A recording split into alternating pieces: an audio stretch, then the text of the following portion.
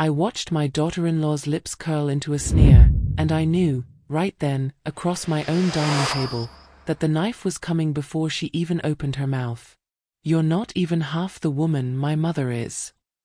The words hit like a slap, but I didn't flinch. I'd roasted chicken that evening, mashed sweet potatoes with brown sugar and butter, collard greens simmering in pot liquor the way my grandmother taught me. The chandelier overhead, the one I'd polished that very morning, cast warm light across the white tablecloth. Everything was perfect. Everything was supposed to bring us closer. Instead, Catriona sat there with her chin raised, eyes glittering with something ugly and triumphant, waiting for me to crumble. My son, my Marcus, the boy I'd raised alone after his father died, stared down at his plate like the pattern on the china held all the answers to the universe. His fork trembled slightly in his hand. He wouldn't look at me. That's when I knew this wasn't just her cruelty. This was planned. This was a performance, and I was the audience they wanted to humiliate. Have you ever felt invisible in your own home? Like someone reached inside your chest and started erasing you, line by line, until you wondered if you'd ever really mattered at all?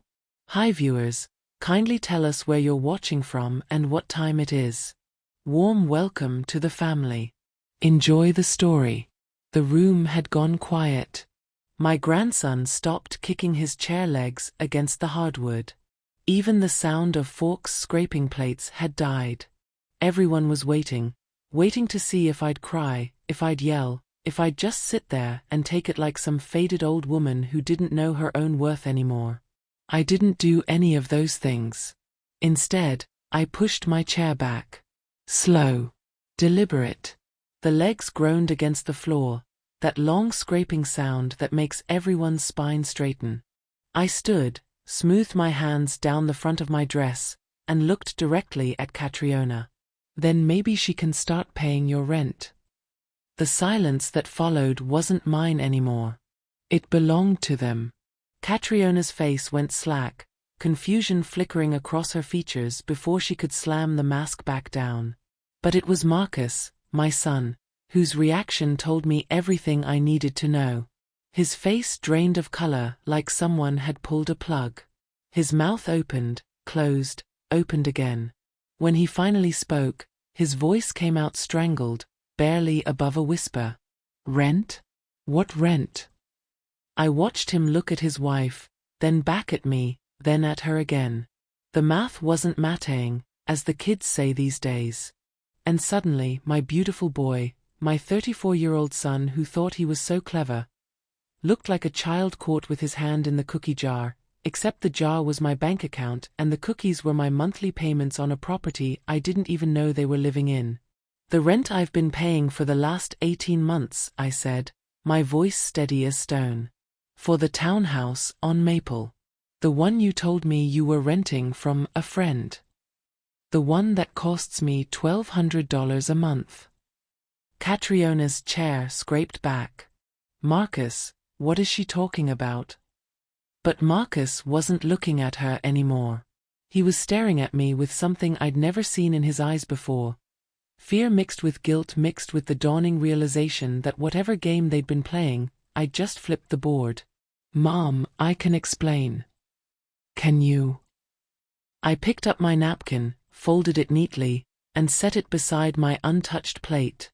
"Because I'd love to hear how you explain taking money from your widowed mother while your wife sits in my house and tells me I'm not half the woman her mother is. Please, Marcus. Explain that to me." The air in that dining room felt thick enough to choke on.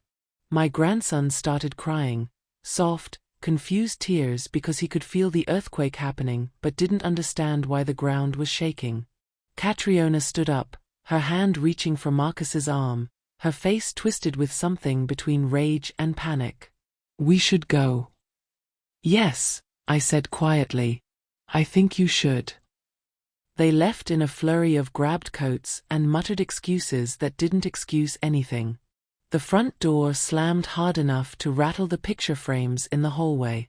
Then it was just me, standing in my dining room, surrounded by cooling food and flickering candles and the ghost of an insult that would haunt me for weeks. I didn't cry. Not then. I just stood there, listening to my own breathing, feeling the weight of something I couldn't quite name settling onto my shoulders. It wasn't until later, after I'd blown out the candles, after I'd covered the dishes with plastic wrap and put them in the refrigerator, after I'd wiped down the table and straightened the chairs, that I walked into my home office and saw the corner of an envelope sticking out from under a stack of utility bills. Property tax assessment notice, it read across the top. My hands shook as I pulled it free. I scanned the page once, then again, my eyes catching on a line that made my blood run cold. Primary occupant/responsible party, Marcus J. Rourke. Not Delphine Rourke. Not the woman who'd bought this house with her husband in 1983. Not the woman who'd scraped and saved and sacrificed to keep this roof over their heads through recessions and job losses and medical bills that could have bankrupted us. My son's name. On my house. I sat down hard in my desk chair, the envelope crumpling in my grip, and felt the world tilt sideways. Because suddenly, that sneer across the dinner table made perfect sense. You don't disrespect someone in their own home unless you think, unless you know, it isn't really their home anymore. What would you do if you discovered your own child had tried to steal your house? Drop a comment below because what I found next made me realize the betrayal went even deeper than I could have imagined. That night, I sat alone at my kitchen table until the candles burned down to nothing but pools of wax in their glass holders. I didn't clear the plates. Didn't wash the dishes. I just sat there, staring at the envelope with my son's name where mine should have been, listening to the wall clock tick away seconds that felt like accusations. You know what the worst part of betrayal is? It's not the anger. Anger comes later, once your brain catches up to your heart. At first, there's just this hollow feeling, like someone reached inside and scooped out everything that made you feel solid and real. I walked through my own house like a stranger that night. Past the wallpaper I'd picked out in 1987, tiny blue flowers on cream background. Past the piano where my late husband Charles used to play jazz on Sunday mornings, his fingers dancing across keys that hadn't been touched in 8 years. Past the whole closet stuffed with photo albums I'd organized by decade, each one a piece of proof that I'd lived here, loved here, mattered here. Except apparently, I didn't matter anymore. I pulled out one of those albums, the red leather one from Marcus's childhood. There he was at 6 years old, gap-toothed and grinning, holding up a spelling bee trophy. There he was at 12, awkward in his first suit at his father's funeral, trying so hard to be brave. There he was at 17, graduation cap crooked on his head, hugging me so tight I could barely breathe. When did I become disposable to him? The question sat in my chest like a stone. I closed the album and shoved it back on the shelf, but the images stayed burned in my mind. That little boy who used to crawl into my bed during thunderstorms. That teenager who cried on my shoulder when his first girlfriend broke his heart. That man who stood at his own wedding and called me his hero in front of 200 people. How do you reconcile those memories with a man who puts his name on your house without asking? I made myself a cup of tea I didn't drink, turned on the television and stared at it without seeing. The laugh track from some sitcom felt obscene, like the world had no right to find anything funny while my life was unraveling. Around midnight, I finally went upstairs. Past Marcus's old bedroom, now a guest room I'd repainted sage green, with fresh white curtains and a quilt I'd bought at a church bazaar. I'd kept it nice, kept it ready, just in case he ever needed to come home. What a fool I'd been. I lay in my bed, the same bed Charles and I had bought 42 years ago, the mattress replaced 3 times but the frame still solid oak, and stared at the ceiling. Sleep felt impossible. My mind kept spinning, replaying that moment at dinner. The sneer on Catriona's face. The way Marcus wouldn't look at me. That envelope with his name on it. And then another thought crept in, cold and terrible. What else had they done? If they'd put Marcus's name on property tax documents, what else had they changed? What other papers had been shuffled while I was grieving Charles, while I was recovering from my surgery last spring, while I was just trying to get through each day without falling apart?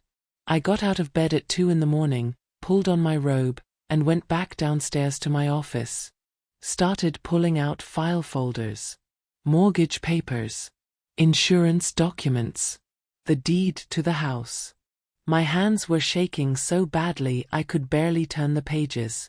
And that's when I found it, tucked between homeowners' insurance statements like it belonged there, like it was nothing at all.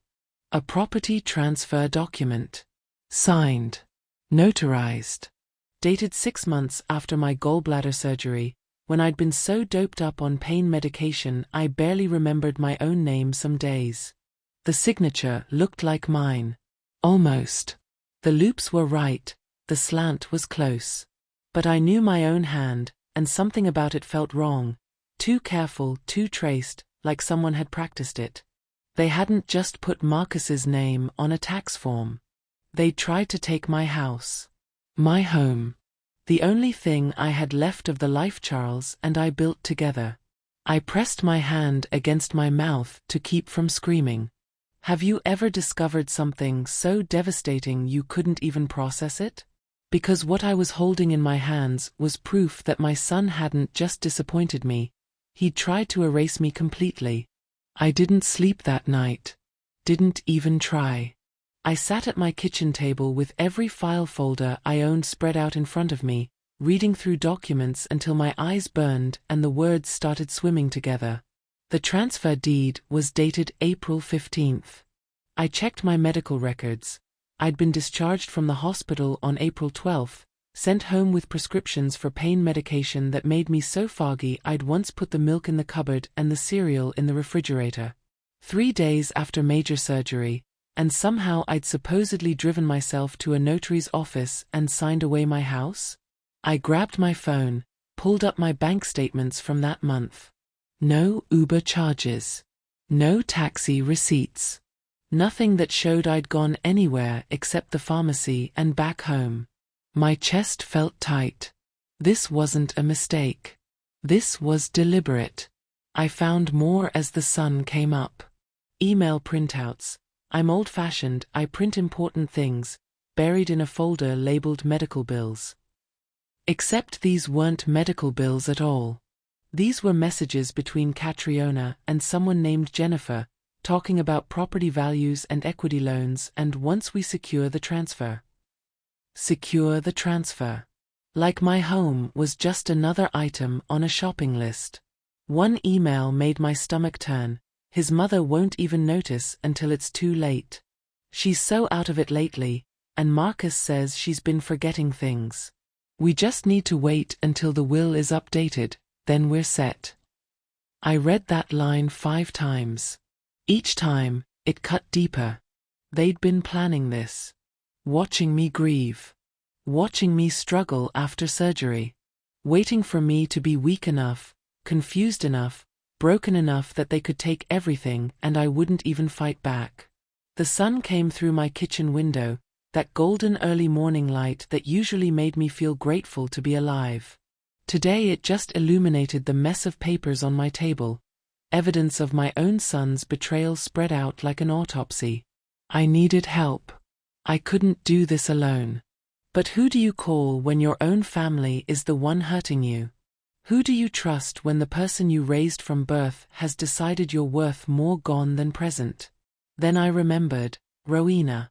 Rowena Slate, a woman I'd met 2 years ago at church. She was maybe 5 years younger than me, sharp as a tack, with silver hair she wore in a neat bun and eyes that missed nothing. We'd served on the hospitality committee together, and I'd learned she used to work as a legal secretary before she retired. She could recite case law like some people recite recipes. If anyone would know what to do, it was Rowena. I called her at 8 in the morning. My hands were still shaking. Delphine. Her voice was warm but concerned. Are you all right? You sound. I need your help. The words came out cracked. I think my son is trying to steal my house. 20 minutes later, she was at my door with a thermos of coffee and a yellow legal pad. I showed her everything. The tax documents. The transfer deed. The emails. She sat at my kitchen table, reading through each page with the kind of focused intensity that made me feel, for the first time since dinner, like maybe I wasn't crazy. Like maybe I wasn't just a confused old woman who'd misunderstood something. When she finally looked up, her expression was grave. Delphine, she said quietly, this is what they call a paperwork eviction. It's when family members shuffle signatures and filings to sideline the original owner. They do it slow, piece by piece, until the rightful owner doesn't have any legal standing left. The words hit like ice water. Can they do that? They can try. Her jaw tightened. And they'll get away with it if you don't fight back hard and fast. She flipped through the transfer deed again, studying the notary seal. Then she pulled out her phone and started taking pictures of everything. What are you doing? Documenting. She looked at me over her reading glasses. And calling someone who can help us. There's a lawyer I used to work with. Young woman, sharp as a knife, doesn't take garbage from anyone. Her name is Maribel Corin. Hope flickered in my chest for the first time in hours. You think she'll take my case? I think she'll be furious when she sees what they've done to you.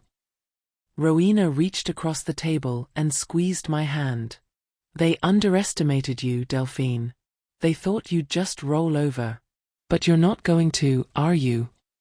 I looked at the papers spread across my table. At the evidence of my son's betrayal. At the home I'd fought so hard to keep after Charles died. No, I said, and my voice came out stronger than I expected. I'm not. If you're wondering whether I had the strength to take on my own son in court, stick around. Because the lawyer Rowena introduced me to was about to turn this whole situation upside down. Maribel Corin's office was in a renovated brick building downtown, the kind with exposed ductwork and industrial light fixtures that young professionals seem to love. I felt out of place the moment I walked in, surrounded by people in sleek suits tapping away on laptops. But Rowena squeezed my arm and whispered, "Don't let the fancy decor fool you. Maribel grew up in the same kind of neighborhood we did. She remembers where she came from." The receptionist led us to a glass-walled office where a woman who couldn't have been older than 35 sat behind a desk covered in case files. She wore sharp black-rimmed glasses and her dark hair was pulled back in a no-nonsense ponytail. When she stood to shake my hand, her grip was firm. "Mrs. Rourke, Rowena's told me a little about your situation." She gestured for us to sit.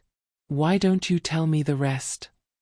I'd practiced what I wanted to say during the drive over, but sitting there under those bright lights, the words tangled in my throat. How do you explain that your own child, the baby you nursed through colic and midnight fevers, the boy you sacrificed everything for, is trying to take the roof from over your head? "My son put his name on my house," I finally said. "Without asking. Without telling me. And his wife." My voice cracked. "His wife told me at dinner that I'm not even half the woman her mother is. And now I know why she felt so bold saying it. They think they already own my home." Maribel didn't react with shock or pity.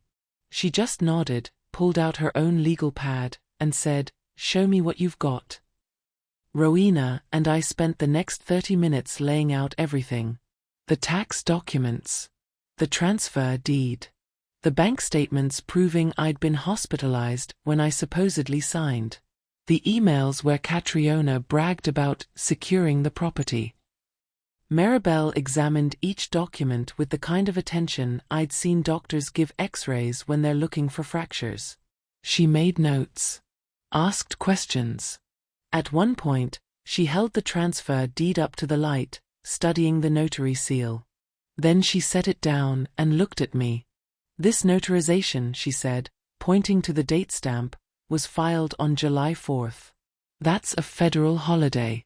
Government offices, including notary services, are closed. My heart started pounding. What does that mean? It means this is a forgery. Her eyes were hard behind those glasses. Someone faked this document. And not even carefully. The relief that flooded through me almost made me dizzy. So I can fight this? You can absolutely fight this. Maribel leaned back in her chair, fingers steepled. Mrs. Rourke, your son and daughter-in-law made a critical mistake. They assumed you wouldn't look closely. They assumed you wouldn't have the resources or the knowledge to challenge them.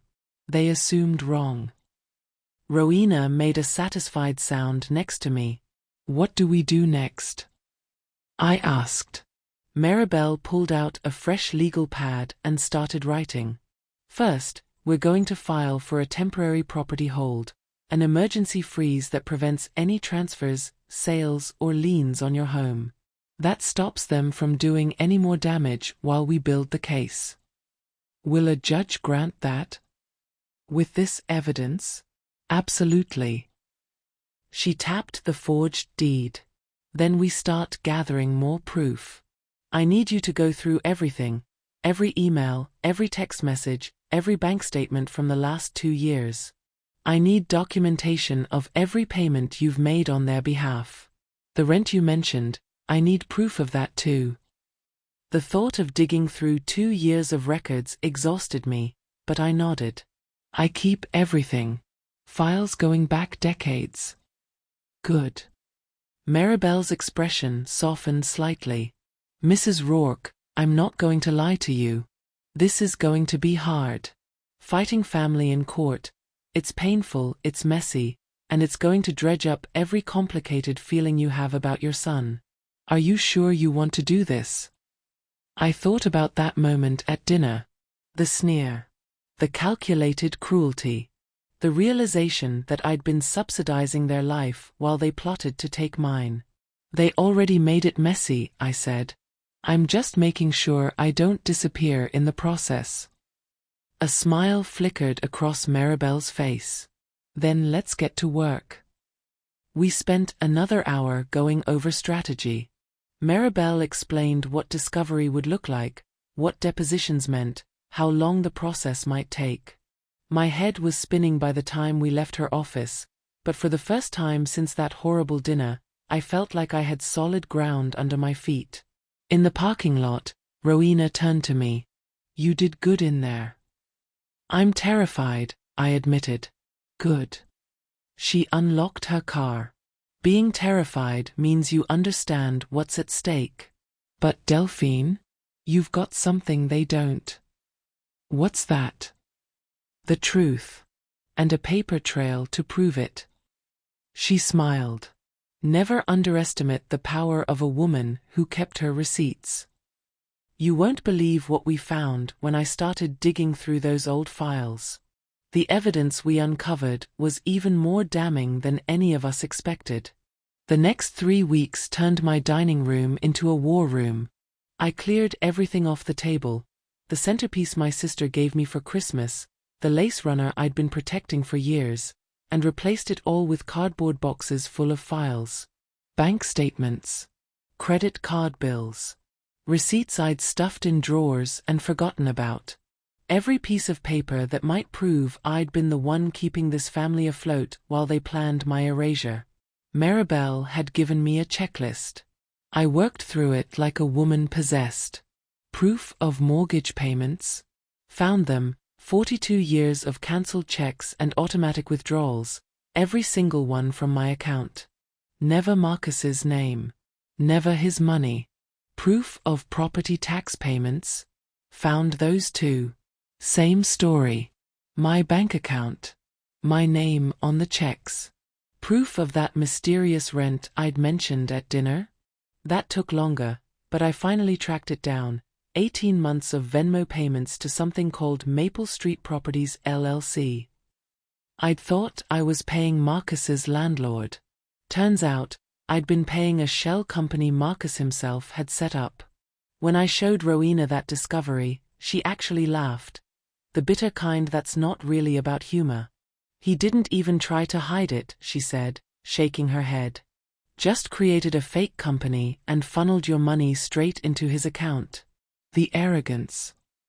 But the real bombshell came on a Tuesday afternoon when I was digging through my email archives, the printed ones I kept in binders because I don't trust the cloud. There, buried in a folder labeled Marcus Family Photos, was a chain of messages I'd completely forgotten about. Emails between Marcus and Catriona from 2 years ago, right after Charles died. Subject line, timeline. I read them with my hand pressed against my mouth, feeling sicker with every line. Catriona had written, "We need to wait at least a year before we start the transfer process. If we move too fast, someone might question it. Let her grieve, let her lean on us, make ourselves indispensable. Then we move." Marcus's response, "Agreed. Mom's always been sentimental about this house. We'll position it as helping her. Too much space, too many memories. Wouldn't she be happier somewhere smaller? By the time she realizes what's happening, it'll be done." Another email, dated 6 months later, "The surgery is perfect timing. She'll be vulnerable, medicated. We can get her to sign anything. I'll tell her it's just updated insurance paperwork." I had to put the papers down. Had to walk away before I threw up right there on my dining room floor. This wasn't opportunistic. This wasn't Marcus making bad decisions because his wife pressured him. This was premeditated. Calculated. They'd circled me like vultures, waiting for my husband to die, waiting for me to be weak, waiting for the perfect moment to strike. And I'd handed them that moment on a silver platter by trusting them.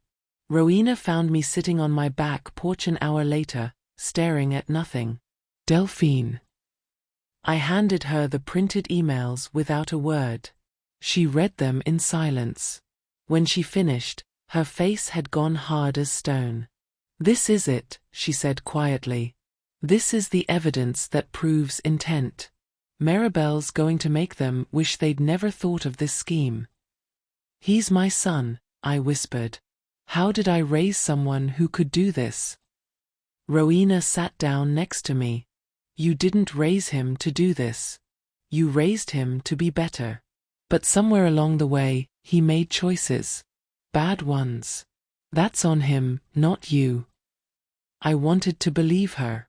But the guilt sat in my chest like concrete anyway. We took everything to Maribel the next day. She spread the emails across her desk, reading through them with an expression that shifted from professional focus to barely contained fury. "They're idiots," she finally said. "Criminal masterminds, they are not." "What do you mean?"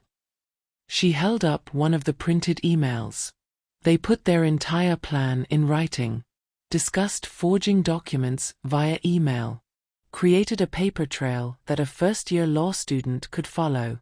"This isn't just grounds for getting your house back, Mrs. Rourke. This is potential criminal fraud." The word criminal made everything feel suddenly, terrifyingly real. "What happens now?" Maribel's smile was sharp. "Now we file for that property freeze I mentioned. And we request an emergency hearing. With this evidence, we can move fast." She paused. "But I need to know you're ready. Once we file, your son is going to know you're coming for him.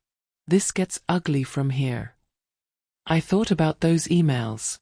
About the cold calculation in every word.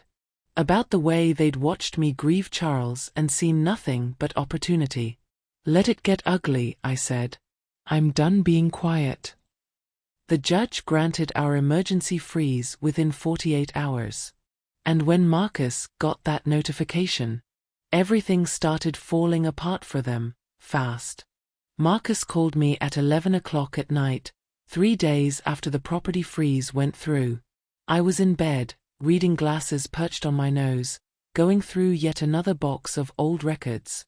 When his name lit up my phone screen, My first instinct was to let it go to voicemail. But something, maybe the last shred of hope I had left for my son, made me answer. Mom. His voice was tight, strained. What did you do? Not how are you? Not I'm sorry. Just accusation wrapped in panic. I protected myself, I said calmly. Something you should have expected after you tried to steal my house. Steal? Mom, that's not. We were trying to help you. The house is too big, you're getting older, we thought. You thought you'd forge documents and trick me into signing away my home while I was recovering from surgery? The anger in my voice surprised even me. That kind of help, Marcus? Silence on the other end.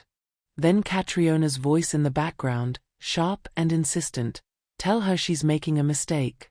Tell her to drop this before it gets worse. Is that a threat? I asked. Mom, please. Now Marcus sounded desperate. The freeze, it's blocking everything. We can't refinance, we can't access the equity, we can't. You can't steal from me anymore, I finished. That's what you mean. He made a sound somewhere between a groan and a sob. This is going to tear the family apart. You already did that, I said quietly. The moment you decided I was worth more erased than present. I'm just making sure I don't disappear in the process. I hung up before he could respond. My hands were shaking, but not from fear. From something else, something that felt almost like power.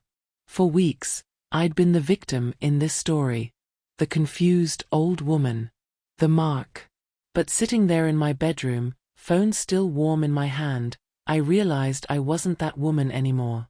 I was the one with the evidence. The lawyers. The paper trail they'd been stupid enough to leave behind. The next morning, Maribel called with an update. We got a court date. 3 weeks from today. Emergency hearing for fraudulent property transfer. 3 weeks felt like forever and no time at all. I threw myself into preparation. Maribel needed everything organized, labeled, ready to present. I spent hours sorting documents into categories: financial records, correspondence, medical documentation proving I'd been hospitalized when I supposedly signed that transfer deed. Rowena came over most afternoons, bringing coffee and sandwiches I barely touched. She'd sit across from me at that paper-covered dining table and help me make sense of the timeline. April 12th, you were discharged from the hospital, she'd say, pointing at medical records. April 15th, they claim you went to a notary. But your prescription records show you were taking pain medication that would have made driving illegal, let alone signing legal documents. We built the case piece by piece, brick by brick, until the wall of evidence felt unshakable. But the hardest part wasn't the paperwork. It was the isolation. Marcus didn't call again. Neither did Catriona. My grandson's birthday came and went, he turned 7, and I wasn't invited. I sent a card and a gift certificate anyway, addressed to Marcus's rental house, but I never heard if he received it.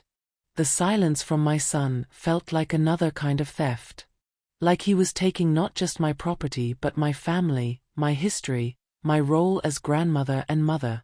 Late one night, I found myself standing in front of Marcus's old bedroom again. I opened the door, something I hadn't done since that first awful night, and just looked at the space I'd kept ready for him. The sage green walls. The fresh linens. The bookshelf with his childhood favorites still arranged on it. I'd held onto this room like a promise. Like someday he'd need it again, need me again, and I'd be here waiting with open arms. Now it just felt like evidence of my own foolishness. I closed the door and went back downstairs. Back to my boxes. Back to building the case that would save my home and destroy whatever was left of my relationship with my son. 2 weeks before the hearing, Maribel called with news that made my blood run cold. They're contesting, she said. Marcus and Catriona filed a counterclaim saying you verbally agreed to the transfer. They're claiming diminished mental capacity due to grief and age. I sat down hard. They're calling me senile? They're desperate, Maribel corrected. And desperate people make stupid moves. This actually helps us because now they have to prove their claims. Which means depositions. Which means they have to answer questions under oath about those emails, about the forged notarization, about all of it. When? Next week. We depose Catriona first. The thought of sitting across from my daughter-in-law, watching her lie under oath, made me feel sick. But I nodded anyway. I'll be ready. The deposition happened in a bland conference room that smelled like stale coffee and printer toner. Catriona walked in wearing a navy suit and pearls, her hair pulled back tight, looking every inch the respectable young wife. Until Maribel started asking questions. Mrs. Rourke, you sent several emails to your husband discussing a transfer process and timeline. Can you explain what you meant by those terms? Catriona's lawyer, some slick guy in an expensive suit, objected immediately. But Maribel had the emails right there, printed and highlighted. I watched Catriona's face change as she realized we had everything. Every careless word. Every calculated step. She tried to backtrack, to claim the emails were taken out of context, but Maribel was relentless. You wrote, and I quote, "Let her grieve, let her lean on us, make ourselves indispensable. Then we move."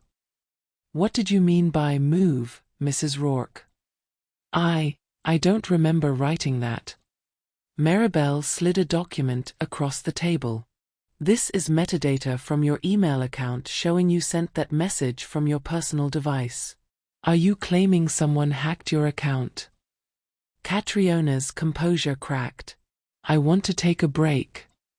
Answer the question, please. By the end of the deposition, Catriona looked like she'd aged 5 years. And I felt something I hadn't expected, not satisfaction exactly, more like grief. Because this was the woman my son had chosen. This was the person he'd valued more than his own mother. You think that deposition was brutal? Wait until you hear what happened when they brought in the surveillance footage nobody knew existed. The property freeze did exactly what Maribel said it would.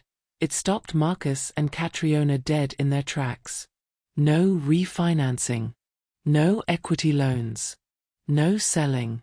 The house was locked down tighter than a bank vault, and every day that freeze stayed in place was another day they couldn't profit from their scheme. Maribel filed motions. Submitted evidence. Built our case with the precision of someone constructing a cathedral, every piece fitting exactly where it needed to.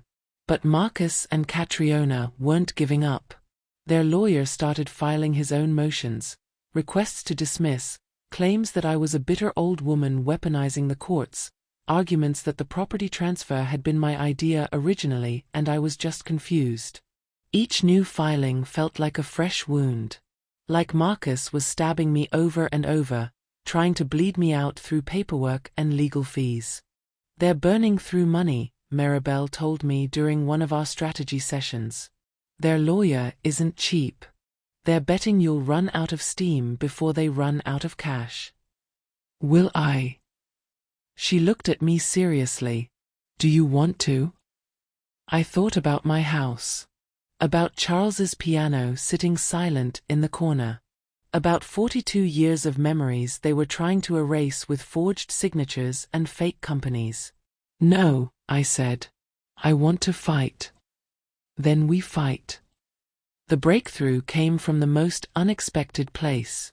Rowena had been doing some digging of her own, calling old contacts, asking questions, following threads I didn't even know existed. One afternoon, she showed up at my door with her laptop and a smile that made her look 20 years younger. I found something, she said, pushing past me into the house. You're going to want to sit down for this. She set her laptop on my kitchen counter and pulled up a grainy video. It took me a moment to recognize what I was seeing. My own front porch, viewed from the security camera angle. When did we install? You didn't, Rowena interrupted. Your neighbor across the street did. Mrs. Chun. Remember when her house got broken into 2 years ago? She installed cameras that face the street. And they pick up your front porch. My heart started pounding.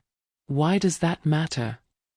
Rowena clicked a few buttons, scrolled through footage, then paused on a specific date and time. April 15th. 2:43 in the afternoon. The timestamp on the forged property transfer. Watch, she said. The video played. I saw myself, or rather my front door. For several minutes, nothing happened. Then the door opened and 2 paramedics emerged, wheeling a gurney. Wheeling me on a gurney. I don't understand, I whispered. That's the day they claim you went to a notary and signed the transfer document, Rowena explained. But according to this footage, and your medical records, you were being transported to the emergency room for post-surgical complications. You weren't signing anything. You were barely conscious. I stared at the screen, at the image of myself strapped to a gurney, covered with a white blanket. The paramedics loaded me into an ambulance. The doors closed. The ambulance drove away. This proves they forged it, I said slowly. This proves I couldn't have been there. This proves they're liars. Rowena's voice was fierce. And Maribel is going to destroy them with it. We sent the footage to Maribel that same day. She called back within an hour, and I could hear the barely contained excitement in her voice. This is a smoking gun, she said. Actually, it's better than a smoking gun. It's video evidence of their entire case being a fabrication. The judge is going to eat them alive. What happens now? Now we request an emergency hearing to present new evidence. And Mrs. Rourke? Start packing up those legal files on your dining table. Because this case is about to be over. The emergency hearing was set for a week later. That week felt like holding my breath underwater. Every time my phone rang, I jumped. Every time I heard a car on my street, I wondered if Marcus would show up, would try one last time to convince me to drop it, to forgive him, to let them have what they wanted. He never came. The morning of the hearing, I put on my best navy dress, the one I'd worn to Charles's funeral 8 years ago, and let Rowena drive me to the courthouse. My hands wouldn't stop shaking. You've got this, she kept saying. You've got the evidence. You've got the truth. They've got nothing but lies, and lies don't hold up under scrutiny. The courtroom was smaller than I expected. Wood paneling. Fluorescent lights. Rows of benches that reminded me of church pews. Marcus and Catriona sat on one side with their lawyer, looking like they were dressed for a funeral themselves. Marcus glanced at me once. I tried to find something in his eyes, regret, remorse, recognition of what he'd done, but all I saw was fear and resentment. The judge entered. Everyone stood. And then we were presenting evidence. Maribel was magnificent. She laid out the timeline with surgical precision. Showed the forged documents. Read excerpts from those damning emails. Explained how a notarization supposedly happened on a federal holiday when offices were closed. Marcus's lawyer tried to object, tried to redirect, tried to muddy the waters. But every time he spoke, Maribel had a document ready that contradicted him. And then came the video. The courtroom went silent as the footage played on a screen. Me on a gurney. Paramedics loading me into an ambulance. The timestamp clear as day, April 15th, 2:43 p.m. Maribel paused the video. Your Honor, the defense claims Mrs. Delphine Rourke signed a property transfer document at 2:30 p.m. on this date. As you can see, she was being transported to the emergency room. She couldn't have signed anything. The judge leaned forward, studying the screen. Then he looked at Marcus and Catriona with an expression that could have frozen water. "Counselor," he said to their lawyer, "do you have any explanation for this discrepancy?" The lawyer stammered something about needing to review the evidence. But the damage was done. I watched Marcus's face drain of color. Watched Catriona grab his arm, whispering urgently. Watched their whole house of cards start to collapse. The judge called a recess. Said he needed to review all evidence before making his ruling. We filed out of the courtroom in silence. In the hallway, Marcus tried to approach me. "Mom, Don't," I said quietly. "Whatever you're about to say, don't. You made your choices.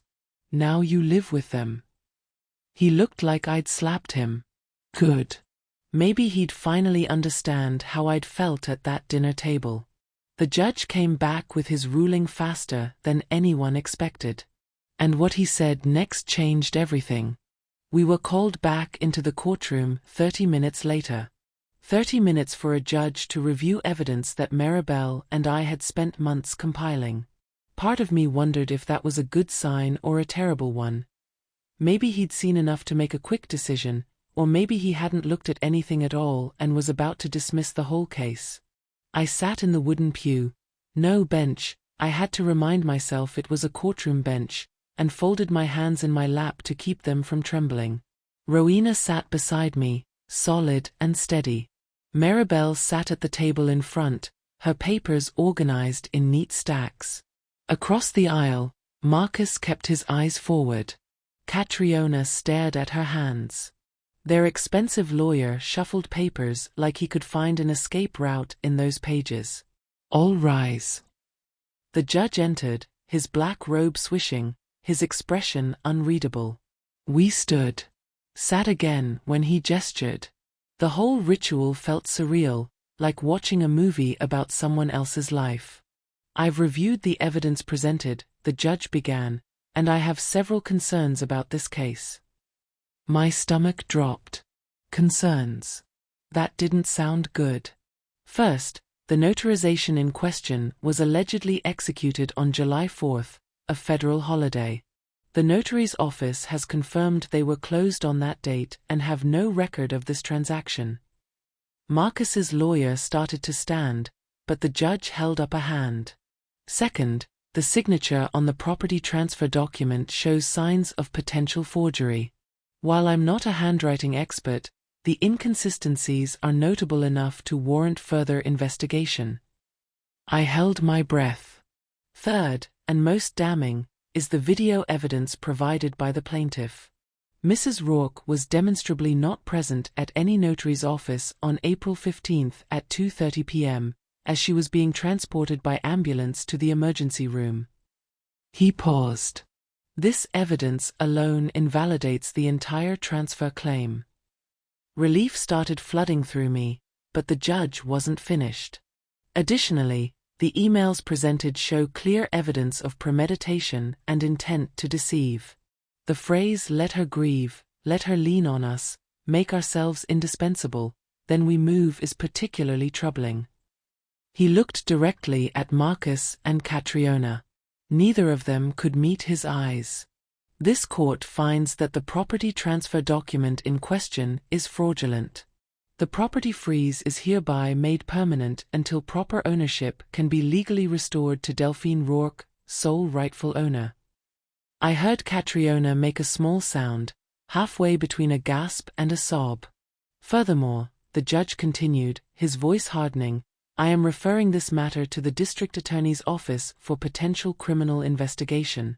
Document forgery and elder financial abuse are serious crimes in this state."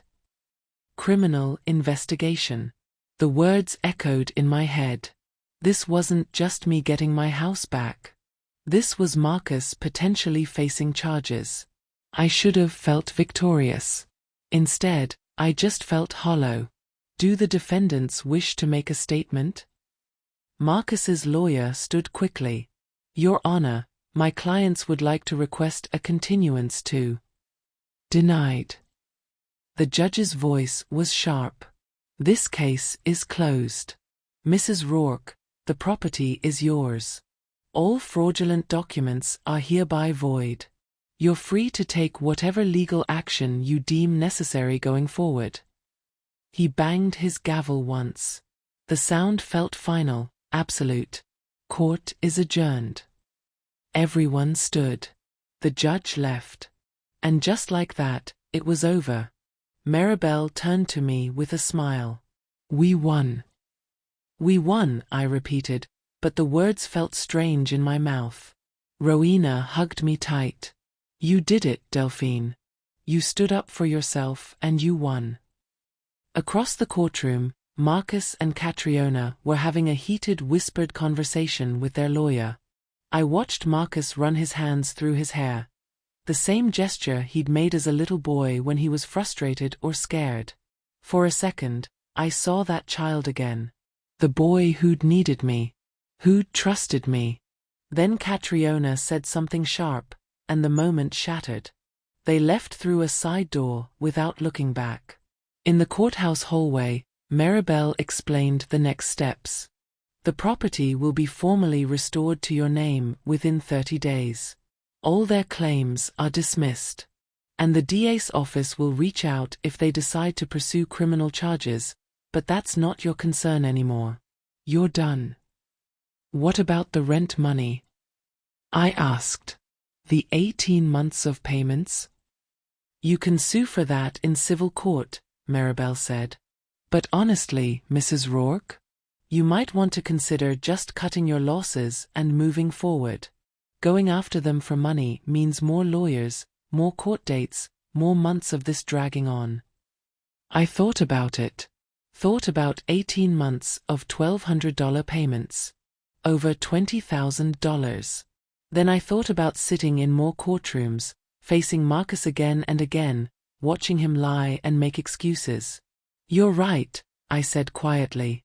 I just want my house back. The money doesn't matter. Rowena squeezed my shoulder. That's the spirit. We walked out of the courthouse into autumn sunshine. The air smelled like fallen leaves and possibility. For the first time in months, I could breathe fully. My phone buzzed in my purse. A text from a number I didn't recognize. You destroyed your own family over a house. I hope you're proud of yourself. I didn't need to ask who it was. I could hear Catriona's voice in those words. I deleted the text without responding. On the drive home, Rowena asked, "How do you feel?" Tired, I said honestly. Relieved. Sad. All of it at once. That's normal. You did something incredibly hard today. You stood up to your own son. That takes courage most people don't have. I stared out the window at the familiar streets of my neighborhood. I keep wondering if there was another way. If I could have fixed this without lawyers and courtrooms and... They didn't give you another way, Rowena interrupted gently. They made their choices. You just protected yourself from those choices. That's not wrong, Delphine. That's survival. When we pulled up to my house, mine, no one could take it now, I sat in the car for a moment just looking at it. The blue shutters. The maple tree in the front yard that Charles had planted when Marcus was born. The porch where we drank coffee on Sunday mornings. It was mine. Still mine. Would always be mine. I got out of the car, walked up those porch steps, and unlocked my front door with hands that no longer shook. They withdrew their claim officially 2 weeks later. And the silence that followed was louder than any argument. The paperwork came through on a Tuesday morning in late October. Official notice from the county clerk. Property title restored to Delphine Marie Rourke, sole owner. All contested claims withdrawn. All fraudulent documents expunged from record. I sat at my kitchen table, finally cleared of legal files and evidence folders, and held the document in my hands. It was just paper. Just words printed on official letterhead. But it felt heavier than it should have, like it carried the weight of everything I'd lost and everything I'd saved. Marcus and Catriona had withdrawn their claim 2 weeks after the hearing. No fight. No appeal. Just a quiet retreat, like soldiers abandoning a battlefield they knew they'd lost. Their lawyer had sent a formal statement. The defendants withdraw all claims to the property at 847 Sycamore Drive and acknowledge sole ownership by Delphine M. Rourke. No apology. No acknowledgement of what they'd done. Just legal language designed to protect them from the criminal investigation the judge had mentioned. I never heard if the DA pursued charges. Maribel said these cases rarely went anywhere unless the victim pushed hard, and I didn't have the energy to push anymore. I just wanted peace. But peace turned out to be complicated. The house was mine, yes. The documents were corrected, yes. But the silence that followed was deafening. Marcus didn't call. Didn't text. Didn't show up at my door begging forgiveness or trying to explain. It was like he'd simply erased me from his life the moment I stopped being useful. I thought about that a lot during those quiet November days. How I'd spent 34 years raising him, loving him, sacrificing for him, and in the end, I was disposable. A problem to be solved. An obstacle to be removed. The hardest part was my grandson. I kept thinking about Jacob, 7 years old now, probably wondering why Grandma Delphine never came around anymore. Did they tell him I was mean? Crazy?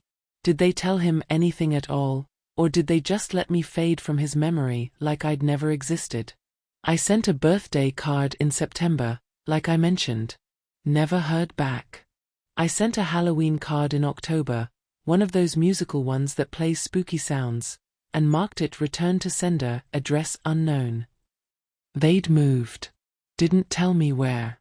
That hurt worse than the attempted theft, somehow. Like they'd taken my grandson and disappeared him, punishing me for refusing to be victimized. Rowena came by most afternoons. We'd have coffee, talk about everything and nothing. Sometimes she'd just sit with me in comfortable silence, the kind you can only share with someone who understands that not everything needs words. You did the right thing, she'd remind me whenever the guilt got too heavy. You know that, right? I know, I'd say. But knowing something and feeling it are different things. One afternoon in early December, I was stringing Christmas lights on the porch when a car pulled up. My heart jumped. Stupid, desperate hope that maybe it was Marcus coming to apologize, to make things right. But it wasn't Marcus. It was a silver Honda, and a woman I'd never seen before stepped out. She was maybe 60, with kind eyes and a nervous smile. Mrs. Rourke? Delphine Rourke. Yes. My name is Patricia Chen. I live across the street. She gestured to the house with the security camera. I wanted to introduce myself properly. And to apologize. Apologize for what? For being the one who provided the footage that, she hesitated. I know it helped your case, but I also know it was evidence against your son. That must have been painful. I set down my string of lights and really looked at her. She was clutching her purse like a shield, clearly uncomfortable but determined. You don't owe me an apology, I said quietly. You gave me the truth. That's not something to apologize for. Her shoulders relaxed slightly. I've been wanting to come over for weeks, but I wasn't sure if you'd want to be reminded of everything. Would you like some coffee? The words came out before I'd really thought about them. But suddenly, I didn't want to be alone. She smiled. I'd like that very much. We sat in my kitchen, the same kitchen where so much had fallen apart, and talked for 2 hours. She told me about her own family struggles, about her daughter who'd stolen from her and the painful process of setting boundaries. I told her about Marcus, about the betrayal, about the hollow victory of winning back something that should have never been threatened in the first place. It gets easier, she said as she was leaving. Not better, exactly. But easier. You learn to build a new kind of life. After she left, I stood on my porch and looked at my street. At Patricia's house across the way, at the neighbors' homes decorated with Christmas lights, at the bare trees swaying in winter wind. This was my neighborhood. My home. My life. Marcus and Catriona had tried to take it, but they'd failed. And maybe that was enough. I went back inside, made myself dinner, and sat at my table in my house, and ate in the quiet. No legal files. No evidence folders. No court dates looming. Just me and the sound of the wall clock ticking and the heater humming to life. That night, I pulled out the box of photo albums from the hall closet. Found the red leather one with Marcus's childhood. I looked at those pictures again, the gap-toothed 6-year-old, the awkward teenager, the proud graduate. Then I closed the album and put it back in the box. Not throwing it away. Not erasing him. Just putting him in the past where he belonged.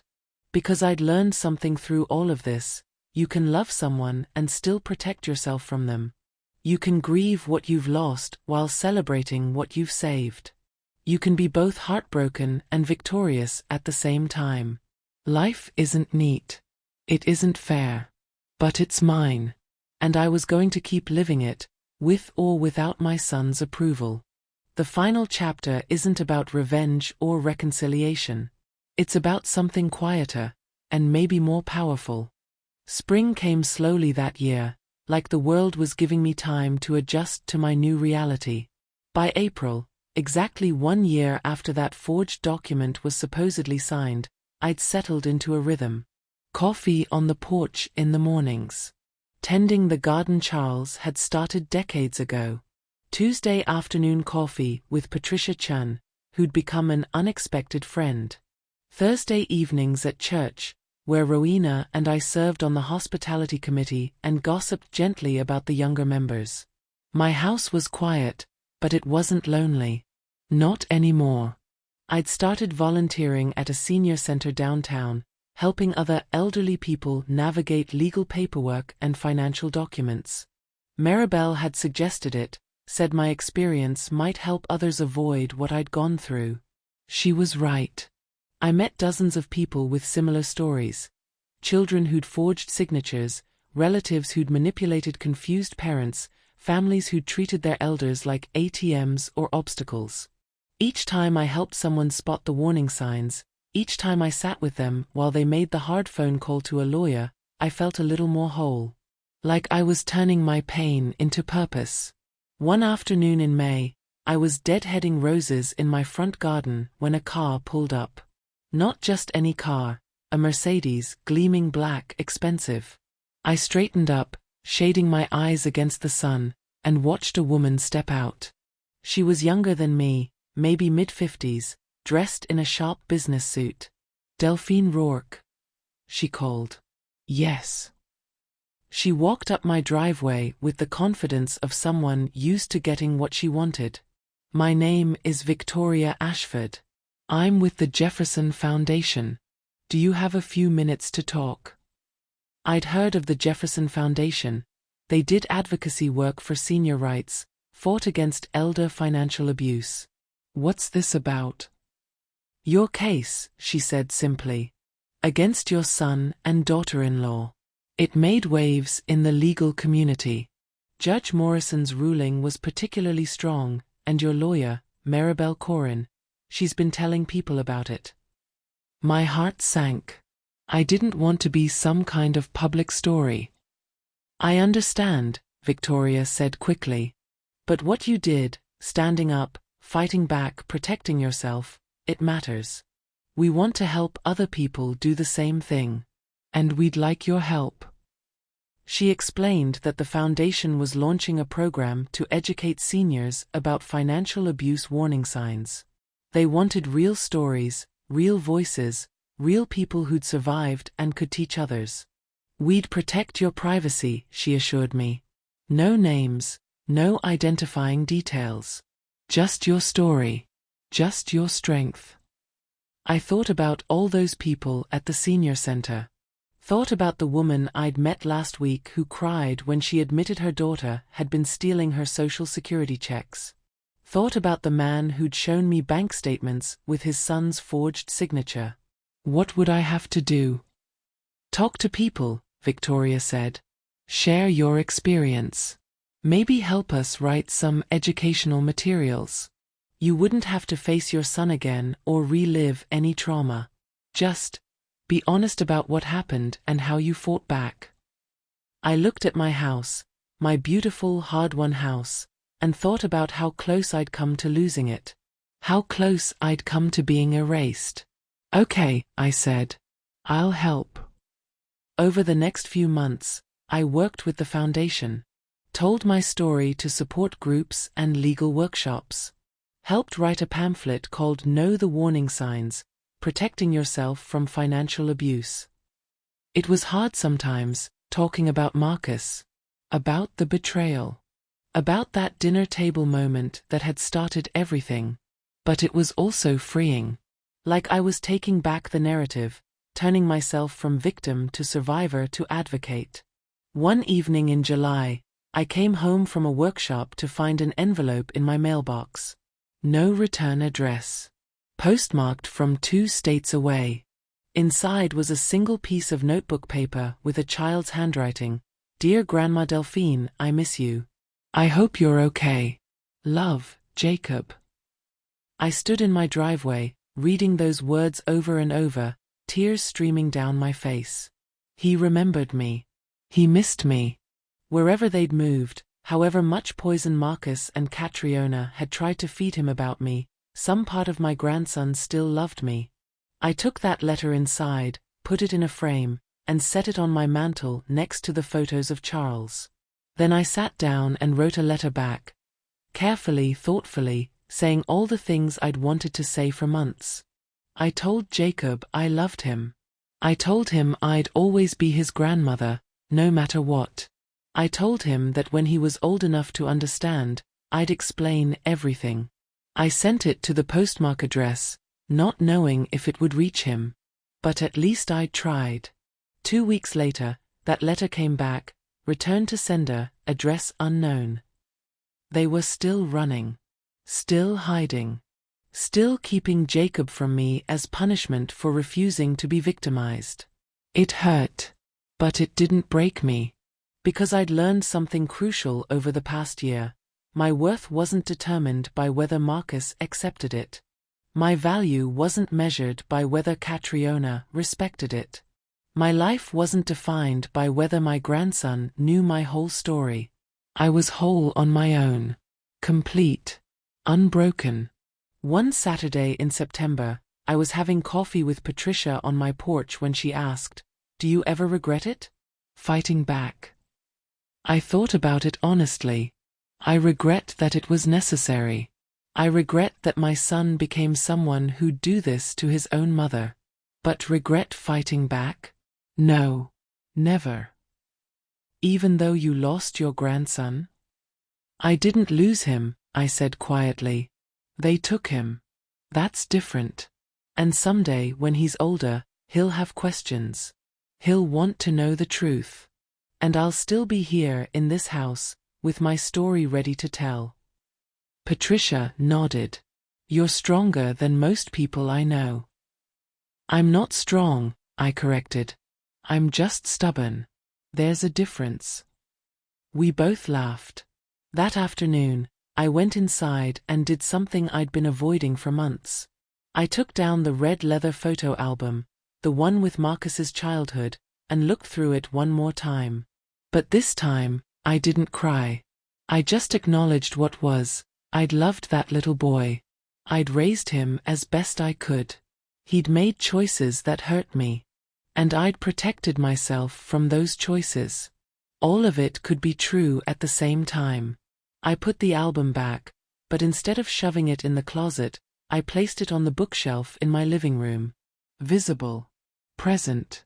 Not erased, but not dominating my life either.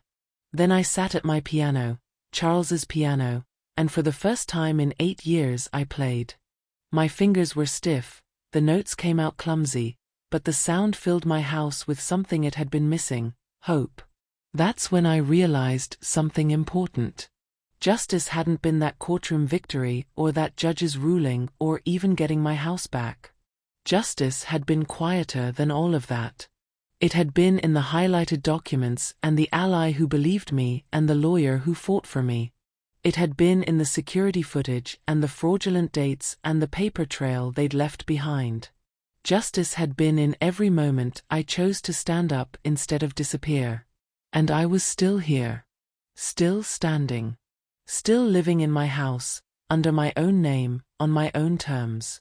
Marcus had tried to erase me with contempt and forgery and legal manipulation.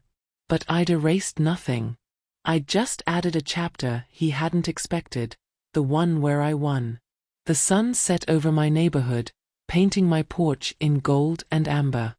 I sat in my rocking chair, the one Charles and I had bought for our 10th anniversary, and watched the light change. Somewhere out there, Marcus and Catriona were living their lives without me. Somewhere out there, Jacob was growing up, maybe wondering about the grandmother who'd vanished from his world. And here I was, still breathing, still fighting, still mattering. I'd made a decision that week, one I hadn't told anyone yet, not even Rowena. I was changing my will. The house wouldn't go to Marcus. Instead, it would go to the Jefferson Foundation, to be sold and the proceeds used to help other seniors fight financial abuse. Let that be my legacy. Not the son who betrayed me, but the people I helped save from the same fate. I'd written a letter to go with the will, to be opened after my death, explaining everything to Jacob. The truth about what his parents had tried to do. The truth about why I'd fought back. The truth about how much I'd loved him, even when they kept him from me. Someday, he'd read it. Someday, he'd understand. And if he didn't? Well, I'd done what I could.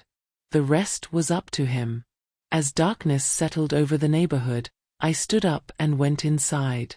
My house. My sanctuary. The place they'd tried to steal but couldn't, because I'd refused to let them. I locked the door behind me, a habit I'd developed since all this started, and walked through the rooms, turning on lights. The living room with Charles's piano. The kitchen where I'd sat through so many sleepless nights building my case. The dining room where it had all started with a sneer and an insult. I'd reclaimed every inch of it.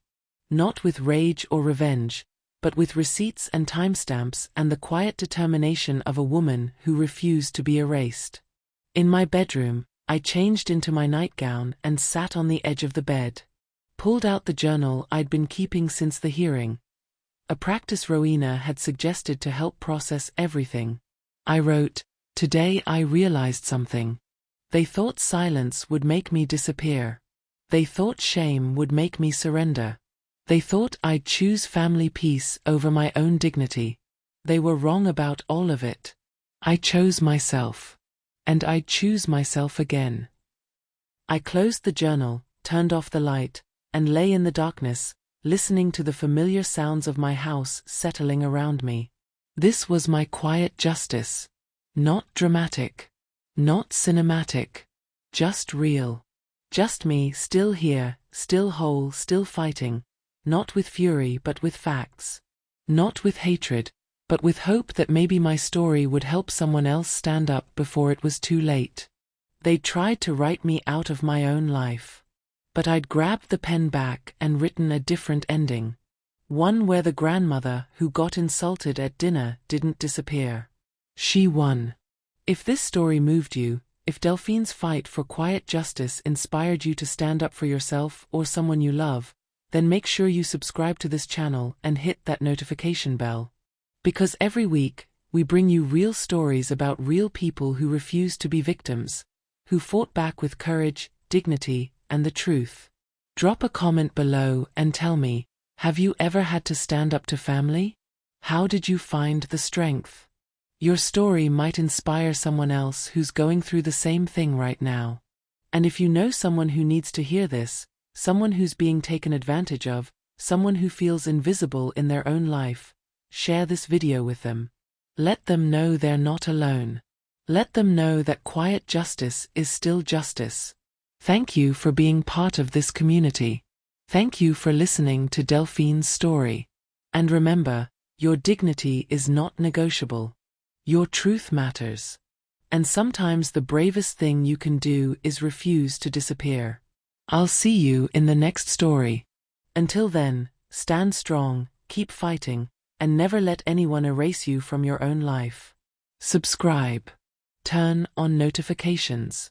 And let's keep sharing these stories of survival, strength, and quiet justice together.